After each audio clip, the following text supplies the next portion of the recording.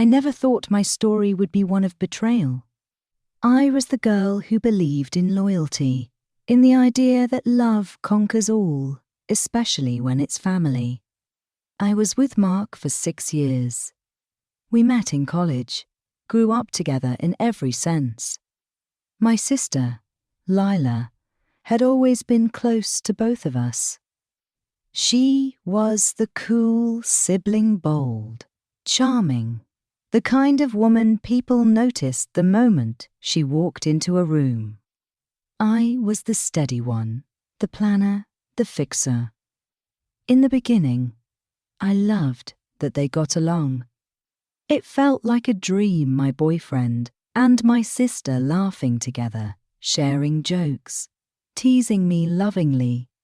I didn't notice when those laughs turned into late-night texts, or when her visits became more frequent, even when I wasn't home.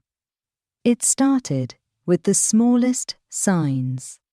He became distant, less interested in our plans, less affectionate. He began talking about Lila more, what she thought, what she said, how funny she was. I thought maybe I was being paranoid. I blamed myself. Was I boring now? Too focused on work? Not spontaneous enough? I remember the night everything changed. I had borrowed his iPad to stream something, and a message popped up from her. It wasn't graphic, it was just intimate. The kind of message you write to someone you're in love with. It ended with, "Can't wait to be alone with you again." I didn't confront him right away. I went numb. I watched them both carefully after that. I saw it, the way they looked at each other when they thought I wasn't watching, the guilt in her eyes, the shamelessness in his. It all clicked: the long hours at the gym, the sudden fights between him and Lila that made no sense, and worst of all, the moment I realized my own sister had been helping him lie to me. When I finally confronted them, neither denied it. She cried. He just looked, relieved, as if the secret had become too heavy to carry. And then he said something I'll never forget. "We didn't mean for it to happen, but we're in love." I lost 2 people that day. My partner, my sister. The grief was unbearable. It felt like a death, but the kind where the body is still walking around, living a life that used to be yours. It took me months to speak to my parents about it. They were devastated, but they didn't pick sides. That hurt too. I wanted someone to be furious with me, to validate how wrong it was. Instead, they asked me to try and forgive. But forgiveness doesn't come just because someone asks for it. I went no contact with both of them. I packed up my apartment and moved to another city. I started therapy. I stopped trying to make sense of it and focused on surviving it. Healing wasn't neat. Some days, I still wonder what I missed, how long it was happening, if I ever really knew either of them. But I also found pieces of myself I didn't know were missing. Strength, boundaries, a fierce kind of self-love that says I deserved better and I'll never settle for less again. In the beginning, everything seemed perfectly normal. There weren't any dramatic fights or clear signs that something was going wrong in my relationship with Mark. We were together for 6 years, and in that time, we had built a rhythm. We knew each other's habits, we shared inside jokes, and our families were deeply intertwined, especially my sister, Lila. She was around a lot. We all lived in the same city, and since we didn't have extended family nearby, the three of us often spent weekends together. Mark and Lila clicked in a way that felt, at first, natural.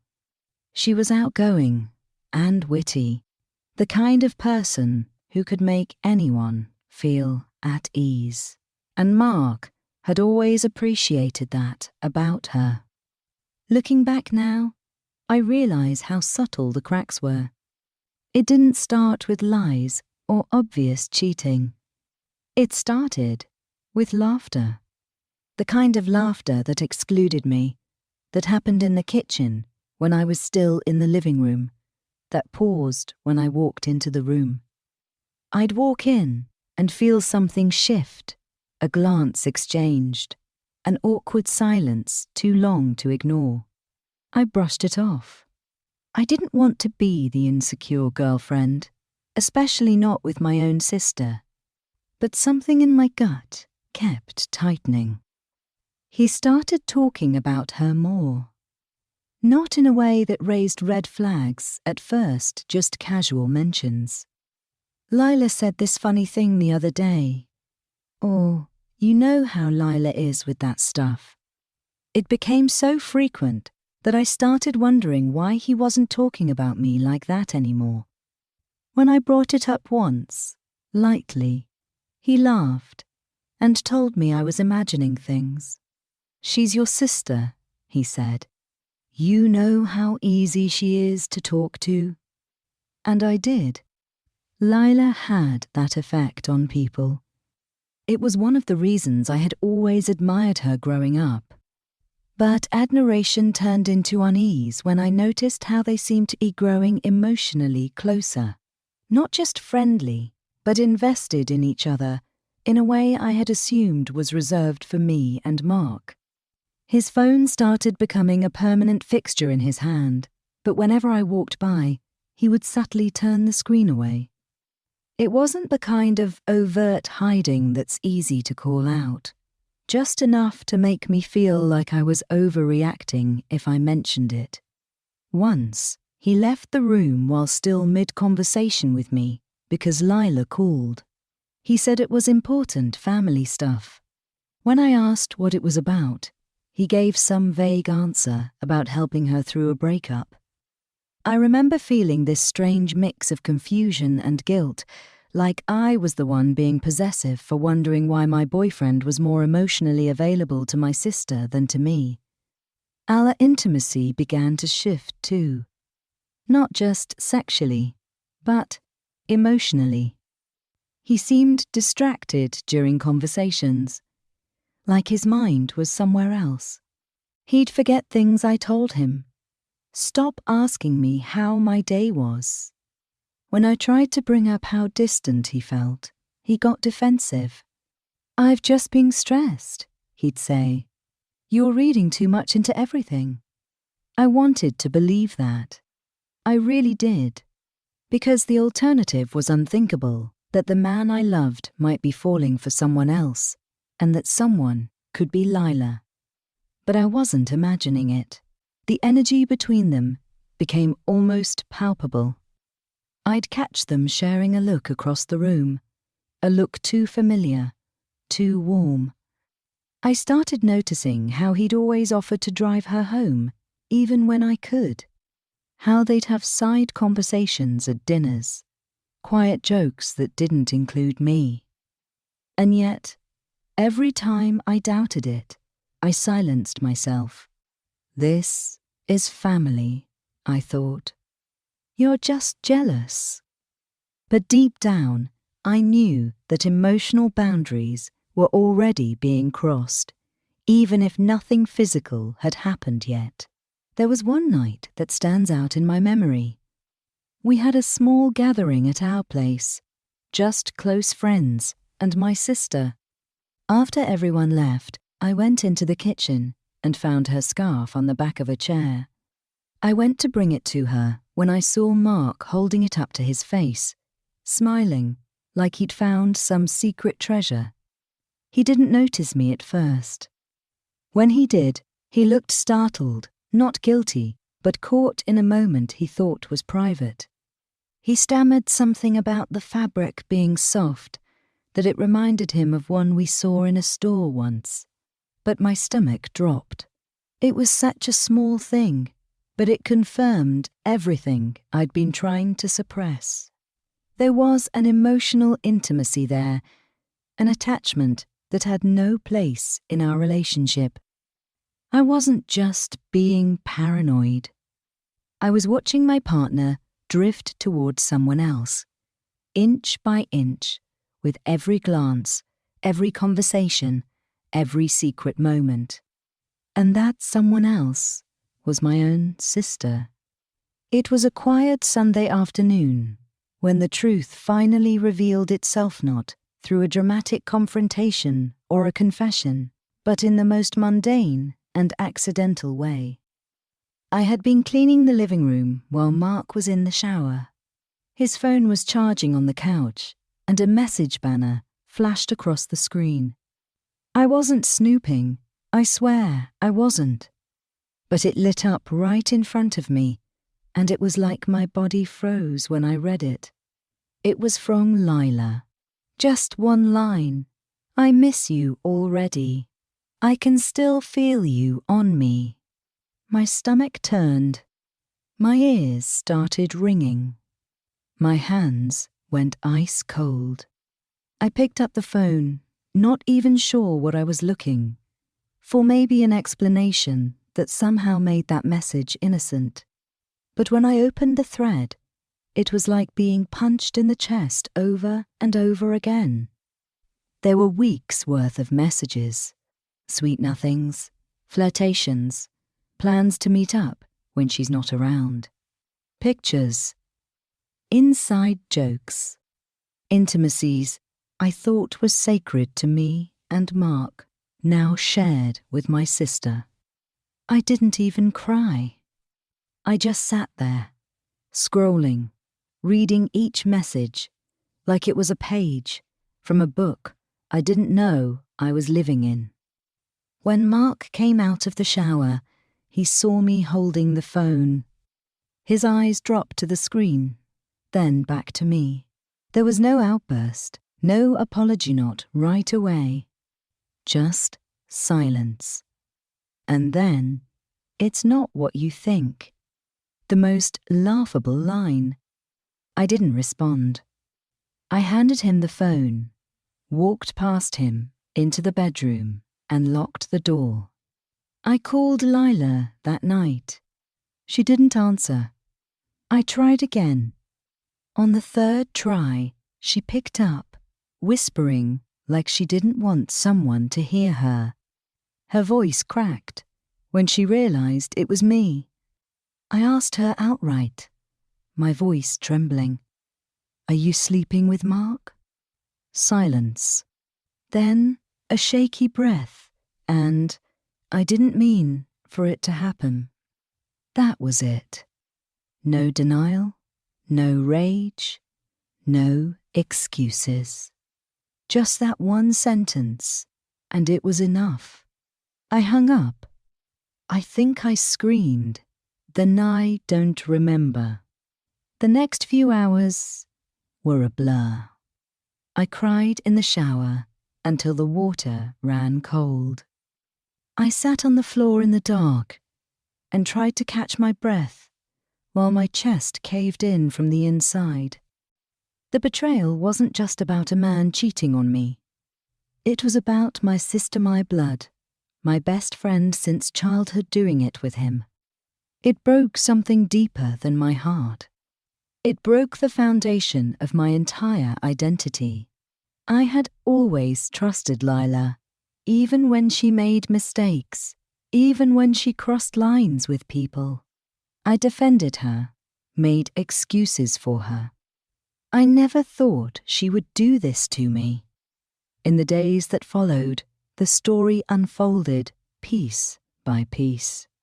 Mark admitted they'd been emotionally involved for months, physically for a few weeks. He told me he didn't plan it, that it just happened and felt right. He said he tried to stop it, but couldn't. What shocked me most was that he didn't seem truly sorry. He looked sad, sure, but it wasn't about hurting me. It was about the mess he had made. He said he and Lila were confused, but had real feelings. He wanted me to understand that this wasn't an attack on me, it was love. As if framing it that way would somehow make it noble. I couldn't look at him. I couldn't even sleep in our bed. I started sleeping on the couch while he stayed in the spare room. The house felt haunted every corner, a memory, every object tainted by the lies they built around me. Lila texted me almost every day after that. Apologies, explanations, begging me to talk to her. She said she never meant to fall for him, that she hated herself for it, but that it just happened. I kept thinking, people don't accidentally betray the people they love. That takes choice. That takes will. That takes deceit. My parents didn't know at first. When I finally told them, I expected fury. Instead, I got heartbreak. My mother cried. My father went silent. No one wanted to take sides. That hurt more than anything. I wanted someone to stand up for me, to tell me I wasn't crazy, that what happened was wrong. But they only asked if I could find a way to move past it, because family is forever. But how do you move past your sister, sleeping with the man you thought you'd marry? How do you sit at a table with people who pretended nothing was happening, smiling at you with mouths full of secrets? Everything changed in that moment of discovery. My relationship ended, but so did my idea of family. The people I trusted most were capable of the deepest kind of betrayal. And the worst part wasn't the cheating, it was the choice to keep looking me in the eye and pretending nothing was happening. That kind of deception breaks something in you. Something that doesn't just heal it, reshapes you entirely. The first few weeks after everything came out felt like living in a fog. My world had collapsed, but the rest of the world kept moving. People went to work, laughed at coffee shops, posted happy moments online, and I could barely get out of bed. I lost weight without trying. I'd go whole days without speaking. I didn't cry as much as I thought I would. I just felt hollow. Like all my energy had been siphoned out of me and left nothing but a shell. The house was filled with ghosts of my past life, our framed pictures still on the wall, the drawer full of his things, the couch where we used to sit and watch movies. I couldn't stay. I packed a few bags and left for my friend Kayla's apartment. She didn't ask questions. She just let me in, handed me a blanket, and sat with me in silence. That small gesture was one of the first things that made me feel seen again. I decided not to speak to either of them, Mark or Lila. Not yet. I needed air. I needed space to feel the weight of what had happened without being pulled into their versions of it. Everyone wants you to understand why they hurt you, but no one wants to sit with the actual damage they caused. My sister kept texting. Long paragraphs filled with guilt, justification, and desperation. She wanted forgiveness. She wanted to talk. She wanted closure. I didn't reply. Every message felt like a knife twisting deeper. It wasn't just that she had slept with my boyfriend.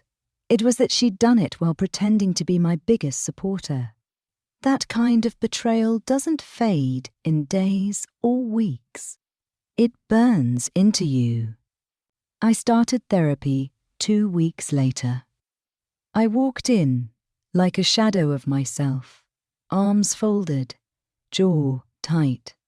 I didn't know how to talk about what I felt, because most of the time, I didn't even know what I felt.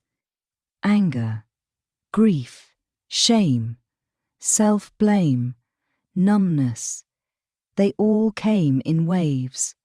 Some days I felt rage so deep I wanted to smash plates and scream. Other days I felt nothing at all. My therapist, Mara, didn't push me. She let me unfold at my own pace. And when I finally said out loud, they both chose each other over me, she didn't try to comfort me. She just nodded. That validation was more healing than anything anyone else had tried to offer. I moved into a small apartment across town.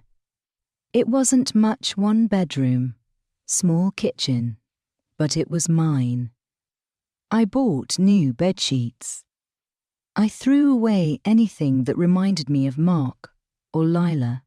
I cut my hair short. I needed change, needed to feel like I had control over something. I stopped going to family dinners. I told my parents I needed distance. They tried to mediate, begged me to talk to Lila, to try to heal as sisters. But what they didn't understand is that forgiveness isn't a transaction. It doesn't come just because someone says I'm sorry or because holidays feel awkward without you. Forgiveness comes, if it comes at all, on your terms. Months passed. I started sleeping through the night again. I began journaling. I picked up an old hobby painting. I met new people, cautiously. I didn't trust easily anymore. I scanned people for lies, tested their sincerity. The head had made me sharp, but also guarded. I wasn't the same woman Mark had loved, and that was okay. I didn't want to be. I had been soft for too long, too giving, too blind. Now, I protected my peace like my life depended on it, because, in many ways, it did. Eventually, Lila stopped texting. Mark never reached out again after I moved out. I heard from a mutual friend that they'd started officially dating. The news didn't make me cry. It made me feel sick at first, sure. But then it just faded, like static in the background. That was when I realized I was healing. Not because I was over it, but because their choices no longer defined my present. I didn't need closure from them. I created it myself. I learned how to set boundaries. I learned how to say no. I learned that even family can be toxic. That blood doesn't give people the right to hurt you without consequence. Most of all, I learned to trust myself again, to listen to my gut, to believe what I feel, to stop silencing my own instincts for the comfort of others. Rebuilding after betrayal isn't just about starting over. It's about redefining who you are without the people who broke you, and finding out that you are stronger, wiser, and more whole than you ever knew.